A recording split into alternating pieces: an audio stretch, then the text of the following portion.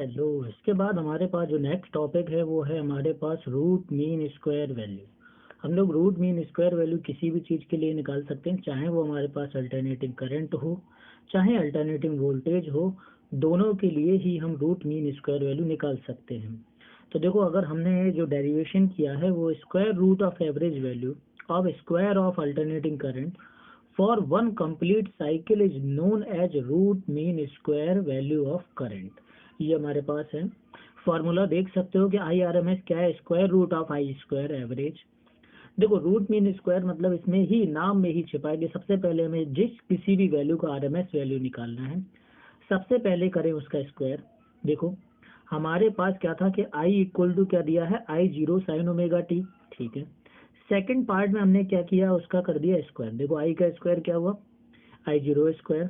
Sign omega T का square हमारे पास क्या है, साइन स्क्वायर ओमेगा टी।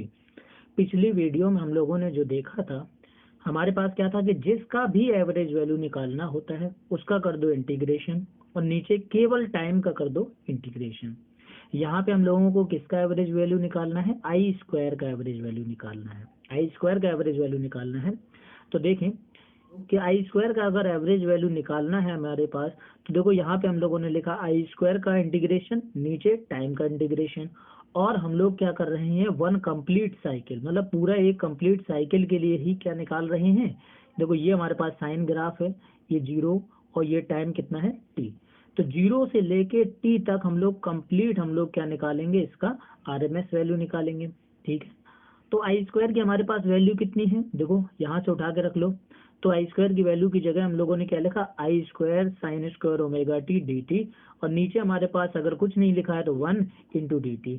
और लिमिट हम लोगों ने कहाँ तक लगाई, जीरो से लेके कैपिटल टी तक लिमिट लगाई। इसके बाद हम लोग देखें, हमारे पास देखो क्या कर सकते हो हमारे। तो इसके बाद हम लोग देखें कि जो आई जीरो स्क्वायर है, जो कांस्टेंट है, उसको हम लोगों ने बाहर निकाल लिया। ये देखो बाहर निकाल लिया। इंटीग्रेशन किया किसका, केवल sign square omega T D T. और नीचे क्या है, 1 को हम लोग टी की पावर 0 लिख सकते हैं, और टी की पावर 0 का जो वैल्यू होता है वो हमारे पास कितना होता है, 1 होता है। मतलब किसी की भी पावर 0 हो तो उसकी वैल्यू कितनी होती है, अपने पास 1 होती है। ठीक है। फिर देखो, हम लोग क्या साइन स्क्वायर ओमेगा टी का जो इंटीग्रेशन होता है वो डायरेक्ट नहीं कर सकते, नहीं कर सकते हैं, तो इसको 1 पावर में बनाना होगा।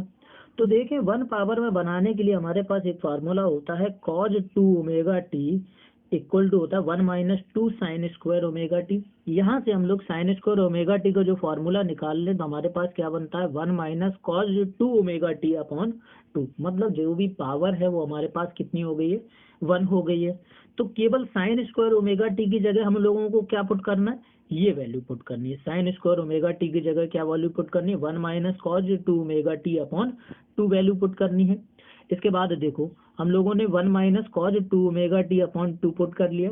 नीचे हमारे पास जो क्या था, हमारे पास टी जीरो, हमारे पास इंटीग्रेशन ऑफ डी टी होता है, उसकी वैल्यू हमारे पास क्या होती है, टी होती है। तो बस इसकी जगह हम लोगों ने क्या पुट किया, यहाँ पे टी पुट कर लिया। देखो, 1 का इंटीग्रेशन हमारे पास क्या होता है, टी होता है, तो यहाँ पे हम लोगों ने टी कर लिया। तो यहाँ पे देखें, हम लोगों ने क्या किया कि ये जो 2 लिखा था इसको हम लोग बाहर निकाल लेते, तो हमने ये बाहर निकाल लिया। अब हमारे पास इंटीग्रेशन क्या बचा, केवल 1 - cos 2 omega T D T. और नीचे जो लिमिट पुट करते हैं, तो पहले कैपिटल टी लिमिट पुट की, फिर स्मॉल टी, तो हमारे पास कितना आ गया, कैपिटल टी माइनस 0। यहाँ पे हम लोग दो इंटीग्रेशन देख लेते हैं कि 1 का इंटीग्रेशन हमारे पास क्या होता है, टी। कॉज का जो इंटीग्रेशन होता है वो होता है साइन, मतलब कॉज का इंटीग्रेशन क्या होता है, साइन ओमेगा टी। तो हम लोग किसका इंटीग्रेशन कर रहे थे, 2 ओमेगा टी का। तो कॉज का इंटीग्रेशन हो गया sign omega T, 2 omega T. तो कॉज का इंटीग्रेशन, कॉज 2 ओमेगा टी का इंटीग्रेशन हो गया साइन 2 ओमेगा टी। और इसके बाद जो भी हमारे पास दिया गया होता है साइन के साथ, उसका हमें करना होता है डिफरेंशिएशन। तो नीचे हम 2 ओमेगा टी का डिफरेंशिएशन अगर हम करते हैं, तो देखो हमारे पास क्या है, 2 ओमेगा कांस्टेंट था, ये देखो 2 ओमेगा कांस्टेंट है। और डी अपॉन डी टी की जो वैल्यू होती है अपने पास वो होती है 1। डी अपॉन डी टी की जो वैल्यू होती है वो कितनी होती है, 1। तो देखो 2 ओमेगा इंटू 1 हमारे पास है, तो यहाँ से हमारे पास कितना आ जाता है, sine 2 omega T upon 2 omega. तो यहाँ से अपन लोगों को पता चल गया कि 1 का जो इंटीग्रेशन करना है वो कितना होगा, टी। कॉज 2 ओमेगा टी का जो इंटीग्रेशन है वो कितना है, साइन cos 2 ओमेगा टी का जो इंटीग्रेशन है वो कितना है अपने पास sin 2 omega T upon 2 omega. बस यहाँ पे वैल्यू पुट कर देनी है, जो भी हमारे पास ये दोनों इंटीग्रेशन की वैल्यू आई वो यहाँ पे पुट कर देनी है। तो इसके बाद देखें हम लोगों ने देखो 1 का इंटीग्रेशन कितना किया t, और cos 2 ओमेगा टी का इंटीग्रेशन कितना किया sin 2 omega T upon 2 omega. ठीक है, अपॉन में कितना आया अपने पास t0। ऊपर हम लोग लिमिट पुट कर लेते हैं। देखो पहले कैपिटल टी पुट करेंगे तो स्मॉल टी की जगह क्या लिखा हमने टी, फिर हमने sine 2 omega T upon 2 omega लिखा। ठीक है, अब हम जब जीरो पुट करेंगे तो माइनस साइन लगा के टी में वैल्यू पुट करी जीरो, साइन जीरो की वैल्यू जीरो, तो ये तो पूरा पार्ट हमारे पास कितना हो गया जीरो। अब हमारे पास ओवरऑल जो बचा आई एवरेज स्क्वायर का जो वैल्यू बचा वो अपने पास कितना आई जीरो का स्क्वायर बटे 2 अपॉन ब्रैकेट में अपने पास कितना T minus sine 2 omega T upon 2, upon में कितना है कैपिटल टी। इसके बाद हम लोग देखें कि हम लोग टी इक्वल टू वैल्यू जानते हैं कितना होता है 2 पाई अपॉन ओमेगा होता है। इसकी वैल्यू हम लोग क्या करते हैं पुट कर देते हैं। तो इसकी वैल्यू हम लोग क्या करते हैं पुट करते हैं। तो देखो कैपिटल टी की जगह क्या पुट किया 2 pi upon omega, sine 2 omega और टी की जगह कितना है 2 pi upon omega upon 2 omega था। देखो ओमेगा से ओमेगा कैंसिल हुआ। ठीक है, तो अपने पास देखो कितना बचा, नीचे भी देखो टी की जगह कितना पुट कर दिया हमने 2 पाई अपॉन ओमेगा।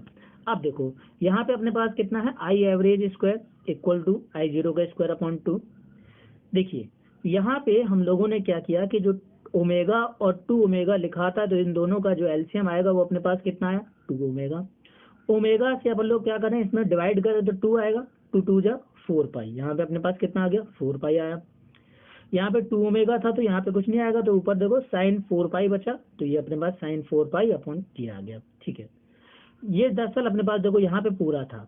ये देखो साइन का जो टर्म होता है ये साइन थीटा है अपॉन में 2 ओमेगा, तो ये 2 ओमेगा से 2 ओमेगा नहीं कटेगा क्योंकि वो एक टर्म क्या है साइन के जो फंक्शन है वो है, तो ये अलग से कोई मल्टीपल नहीं है, तो इसको हम लोग काट नहीं सकते।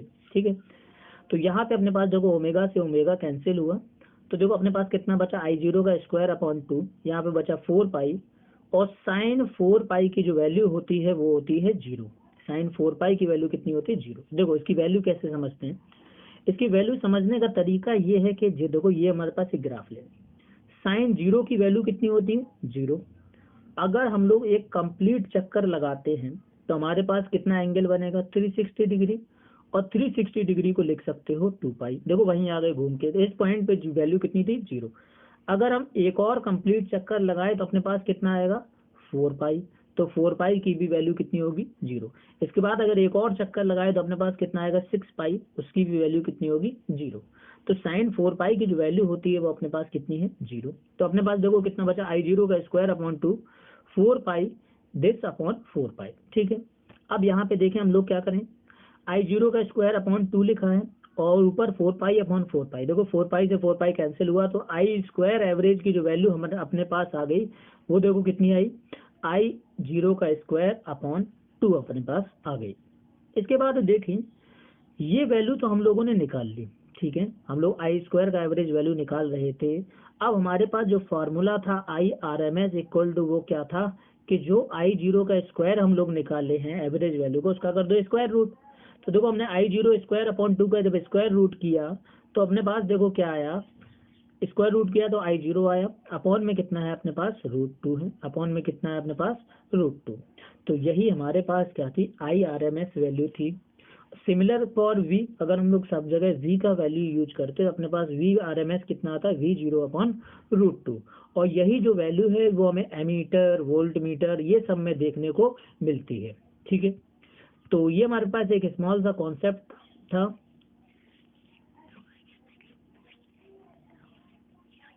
Thank you.